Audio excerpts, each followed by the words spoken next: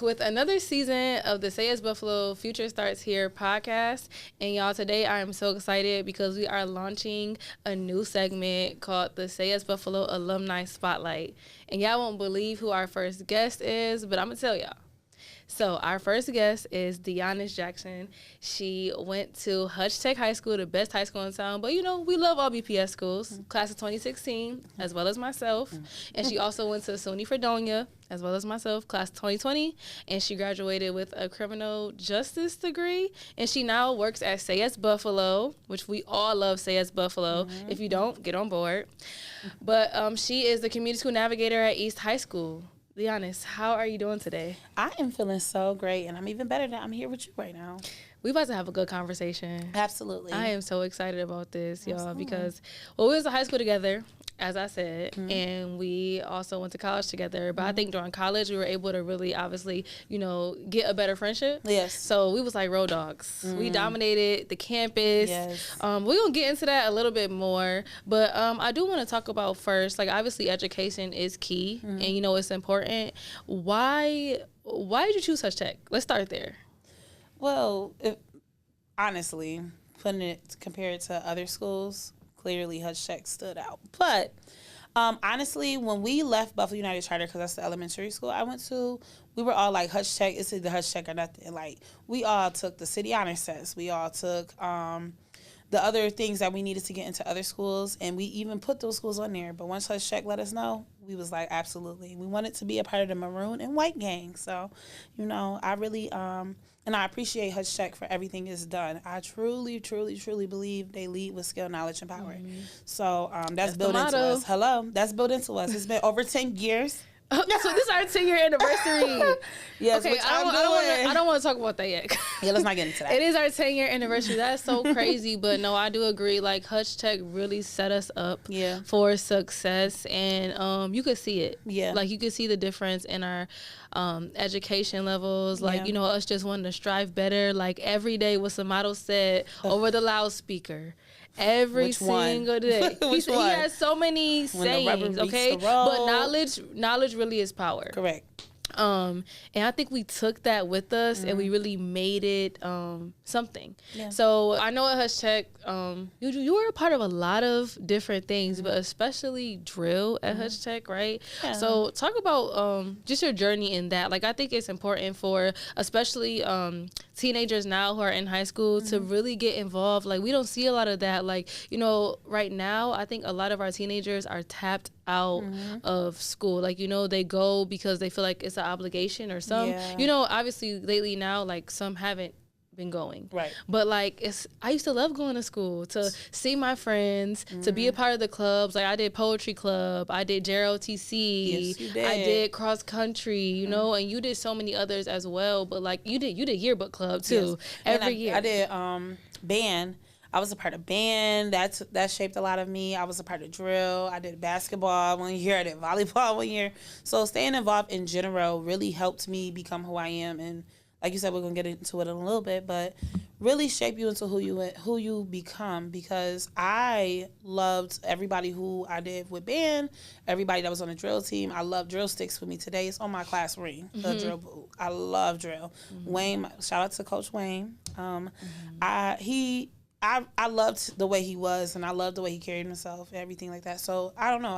That was instilled inside of me. Yeah. I definitely think that high school is where you start to learn who you want to be. Yeah. Throughout those clubs, and I do think that teenagers need to take more of an initiative to be a part of that, because they don't have that experience. I think we were like really one of the last classes to really get that. I mean, we didn't know.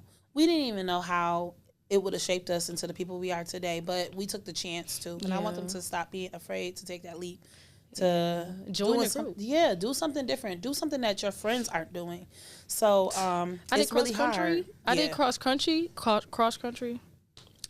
First of all, I don't know why. I told myself, I don't know why I signed up for that. But, like, my last 2 years of high school, I really stuck with it. And I was like, wow, like, to see myself build up my endurance. Like, I started out doing 2.5 miles in 32 minutes. And by the time my senior year came, I was finished in 14. Right. So, like, just even seeing that difference. But it's like you don't know until you don't try. Right. And that's what I really want our young people to know. It's so weird saying young people because we're still young people. Right. But the teenagers. Don't try to age me, please.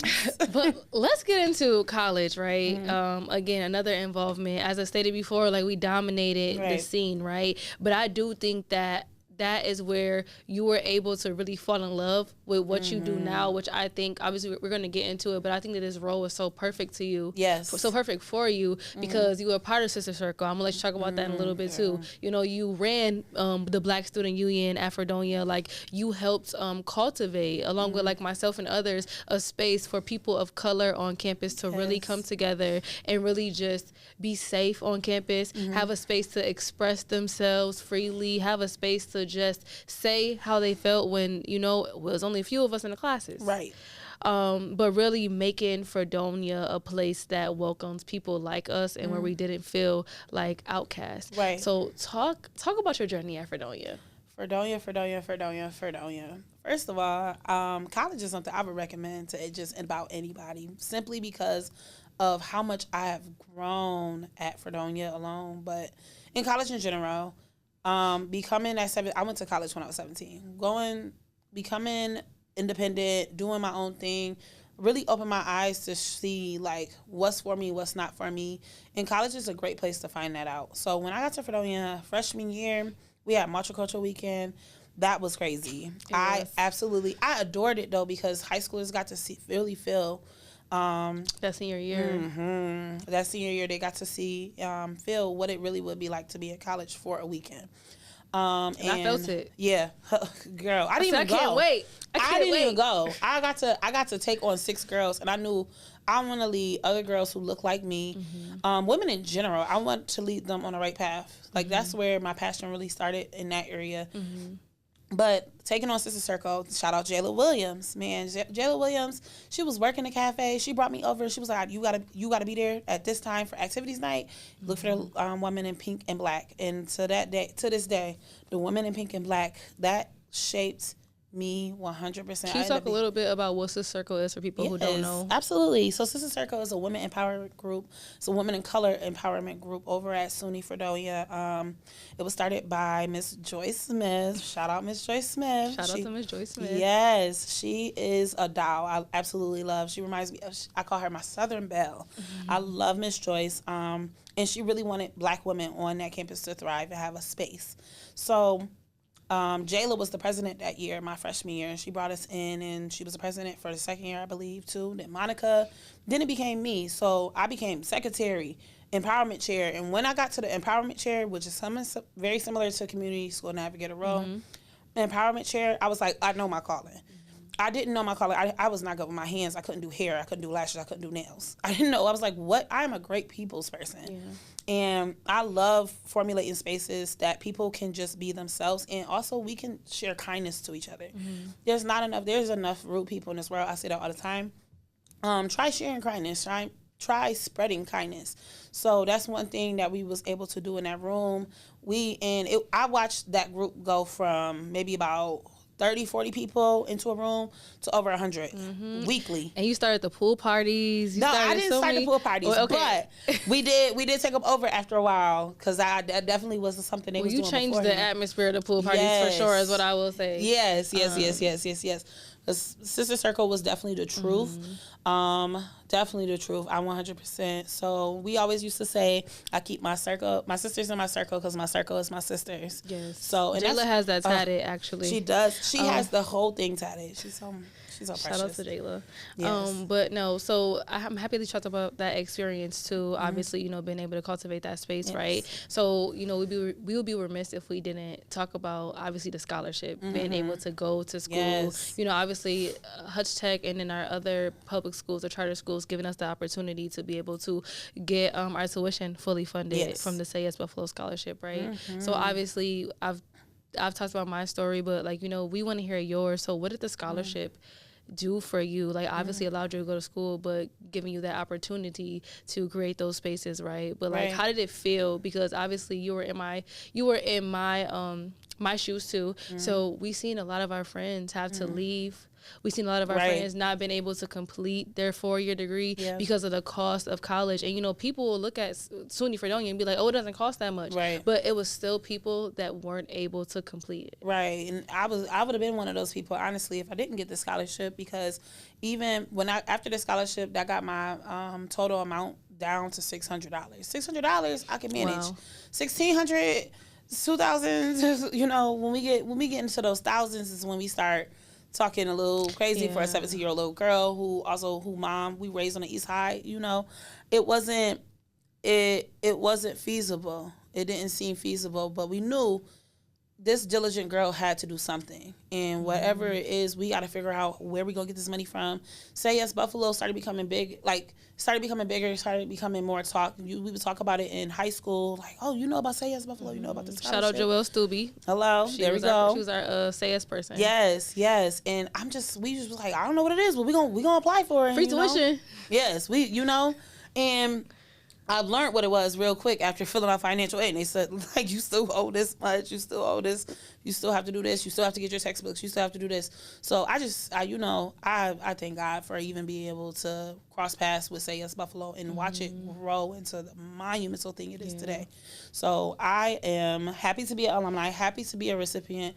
Don't take for granted not one second that my name was on that list. I thank God that my name was on nobody but lists. God, okay? Yes. Because some people's names aren't on that list, okay? Right. Not everybody qualifies, and I'm sure everybody would benefit from that. So financial burdens are a big thing, and you know it's a big part of Say Yes's mission to break that barrier that we have. So Exactly. So let's talk about the other end, right? So you talked about obviously your, educational journey and the impact that you were able to create and also able to be a part of at Hutch Tech and Fredonia, right? Now you mentioned Miss Joyce. Yes. You mentioned a few people. Actually, before we even get to the other part, we got to shout out Christian King. You know I was waiting on my girl. Christian King, we said Miss Joyce, David White, a lot of monumental you already know people. Who took care of us. Yeah, even from Hutch Tech, Miss Waller. Yes, you already know. Yeah, Miss Ward. Miss Cross. Yes. I could list Hutch Tech teachers all day. So many teachers. Mr. Mack. Oh, it's so silly. BPS teachers matter. Yes, say that. they BPS do. teachers matter. They do. They play a crucial part of your child's educational journey. It's important. Absolutely. Okay, so we're going to go into the other side. You talked about the impact, like I said, but now all the things that you were able to learn throughout your educational journey, right? You are now, first of all, in a space where you're giving back to the same organization that helped you, get to this point, right? Yeah. Like, talk about your role at East. Like, how has it impacted you? How do you take what you've learned and instill it into the students that you work with and create the spaces in East? Right. So, when it comes to East, I really had to sit back and observe and put my listening ears on first. Instead of thinking I'm coming in, making change. Like, you sometimes just need to listen to see what the need is at the school. So being a community school navigator allows me to do that 100%. And I felt, at first, I'm like, ooh, high schoolers, I don't know, y'all. This is my favorite group I've ever worked with. And people be like, East, is that going to be a good placement for you? Is the perfect placement. I beat them kids exactly where they at. So I love my students over at East High School. I love what I do there. And I hear the need. I hear the pain. I hear the trauma. I hear so much more than what y'all just see the kids walking in late. I hear a hungry child. I hear a child who is the fifth kid in this family. Like, I see much more than just what meets the eye. So I really, really love being able to sit down with them, having mentoring sessions. And my mentoring sessions is real. I don't sit there and be like, okay, now today we're going to write. No, what's up? Like, what's going on? Why are we acting like this today? And them kids pour out into me. I think that's the takeaway for me, for real. They pour into me. It's probably more than what I pour into them. Them kids really make me sit down and stay humble and stay close honestly, to remember what my goal was in the first place when I was who I needed when I was 14, who I needed when I was 15, 16, 17 years old. That's why I'm exactly where I need to be, honestly, because I can be that for them now. I know what I know. I know the struggles I went through. I know what I didn't struggle with, and I'm just here to kind of pass that information on to them. And I'll be like, and I love when I show them something and then they come back and be like, you was right. I love it. I love it, because it don't always work out like that. And sometimes you have to do things to learn yourself. But I truly, truly love, I feel like I am. So let me ask you this. So do you think that it is crucial to build relationships with the students that are inside the schools, as far as educators, administrators? Like, we have social workers in the school, we have counselors, but just past that, like, they shouldn't be the only ones creating those relationships, because I believe that it is a two-way street. Right. You do have to understand one another. And I think a lot of times, like, students don't understand their educators. They just think that, obviously that it is an adult and it is a child, but like they're disconnecting somewhere. Right. No, they're 100%. So where is that connection? Right. That's actually a great question, because one thing that me and the students talk about is, even because they feel that disconnection even with their parents. They'll be like, oh, well, I don't understand why she did me like that. Why did the teacher talk to me like that? That teacher is still human too, the same way you are, but it's kind of like, oh, but that's the adult.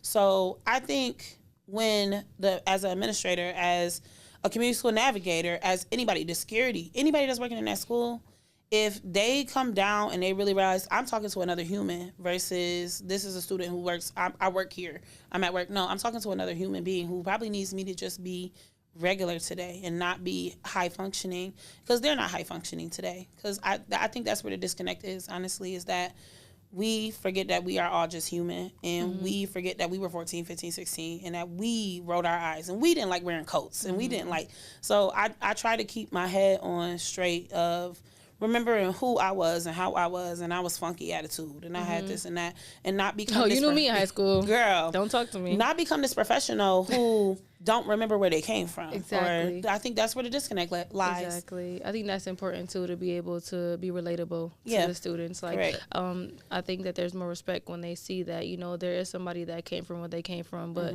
they're rising above their circumstances, and they're not, coming into whatever people are speaking them into be. Absolutely.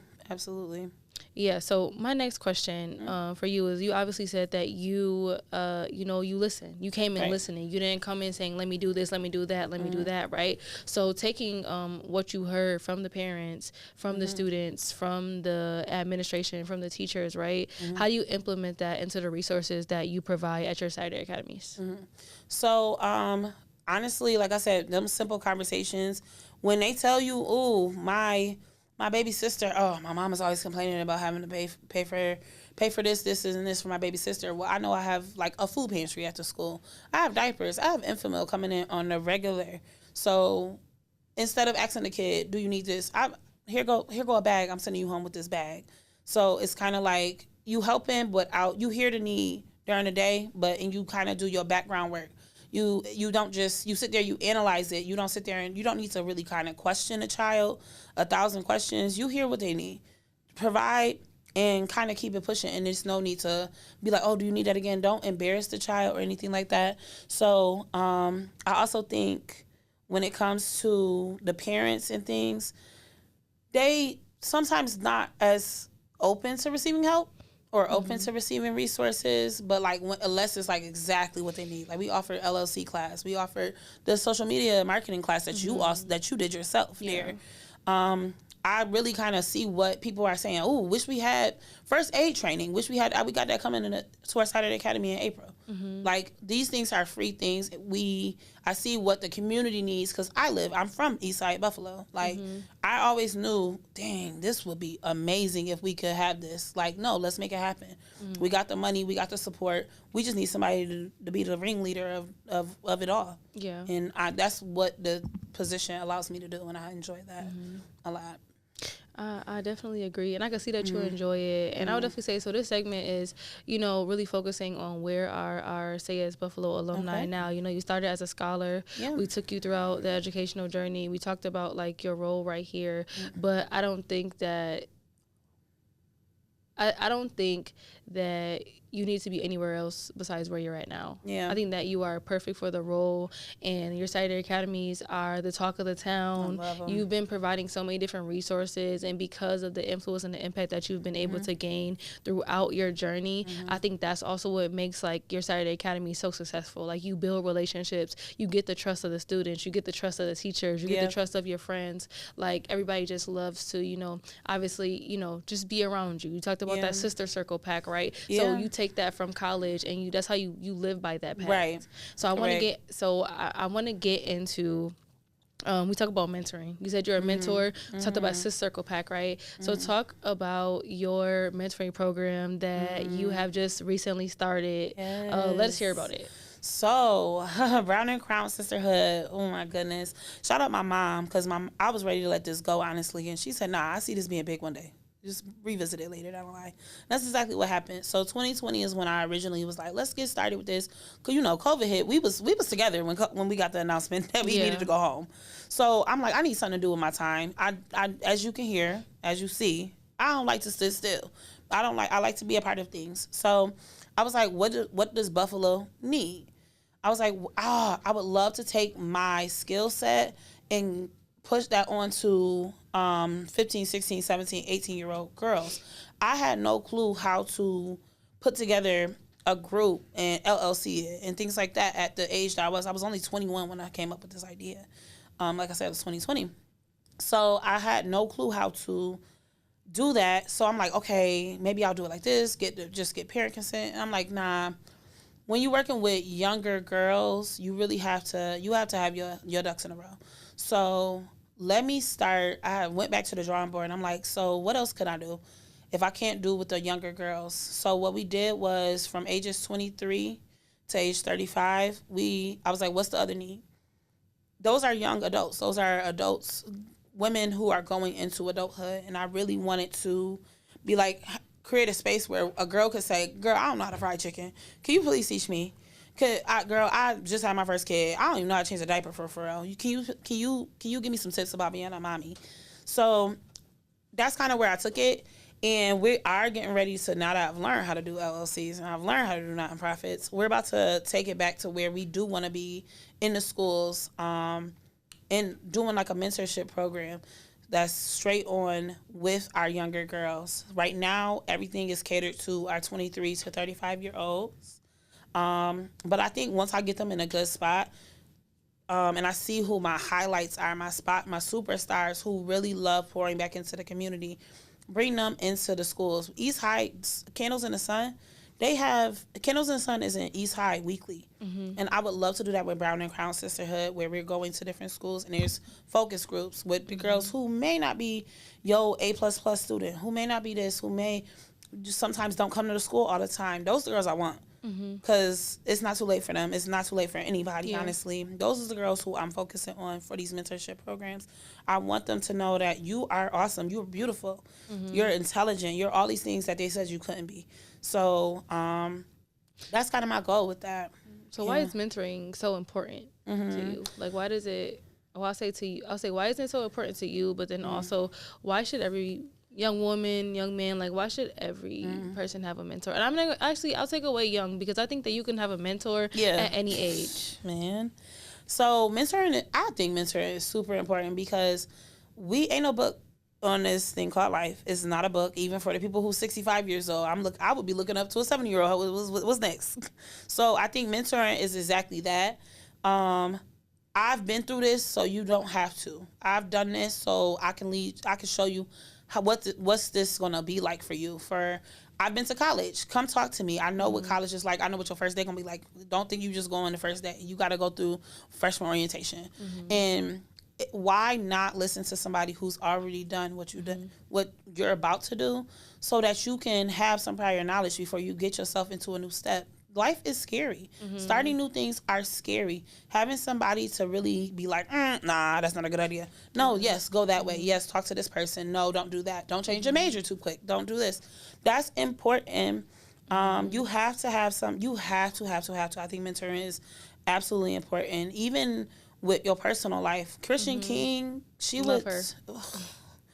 That's why I didn't leave my girl Christian King off of Bad and Bougie, I promise.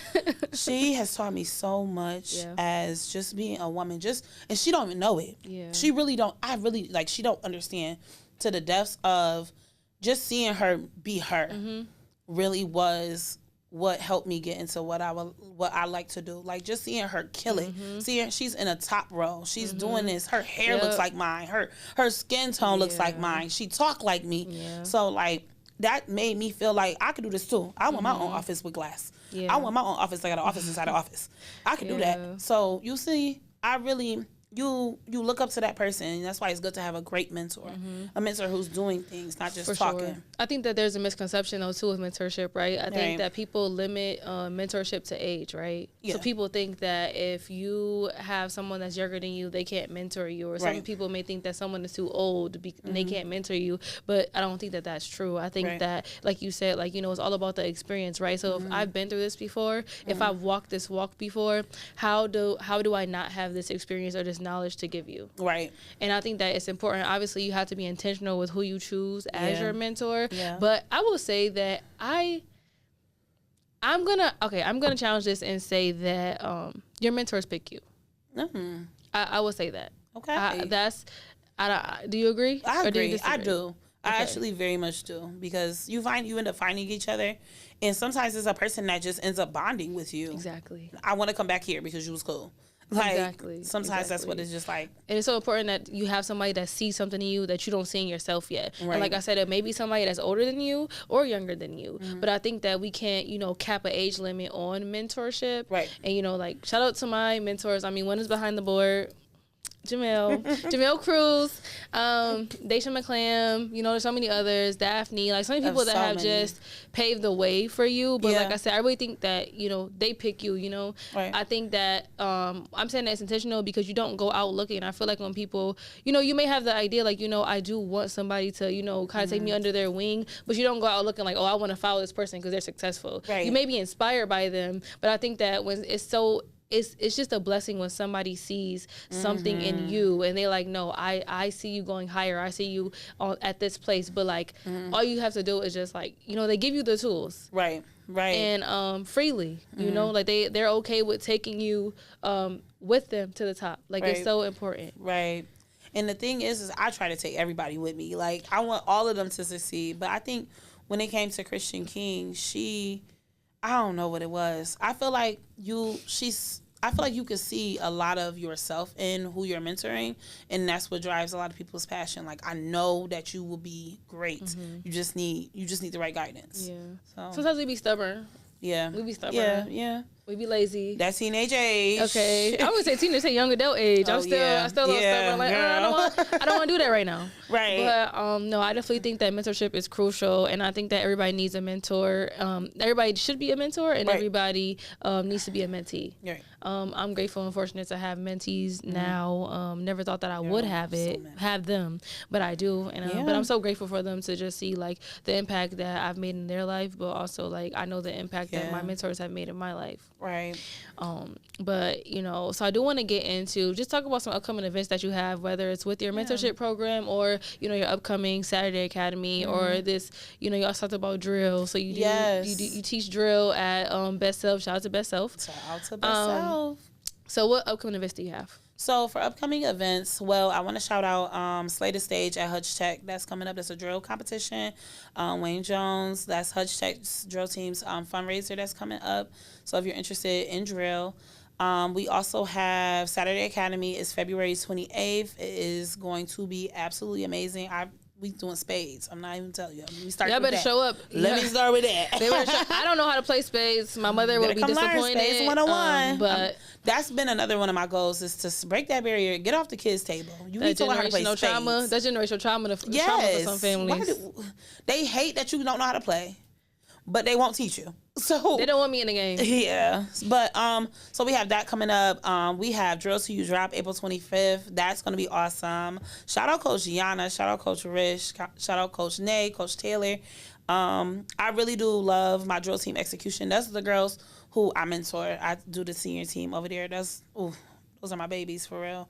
And then I also do East High drill team. That's what I work through Best Self. Upcoming events. We have a bunch of upcoming events, honestly.